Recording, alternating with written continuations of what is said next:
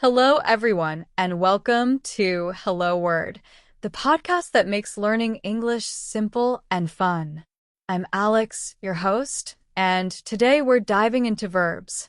If you're new to English, this episode is just right for you because we'll go over what verbs are, how they're used, and why they're so important in our everyday sentences.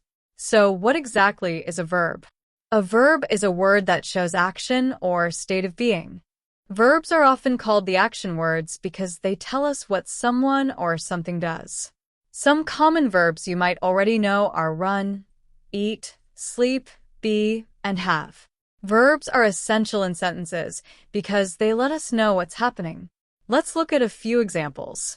If I say, she reads a book every night, the word reads is a verb that describes her action of reading. Or if I say, he is happy, the word is a verb that shows his state of being. Another example is, they play soccer, where play is a verb that tells us what activity they're doing.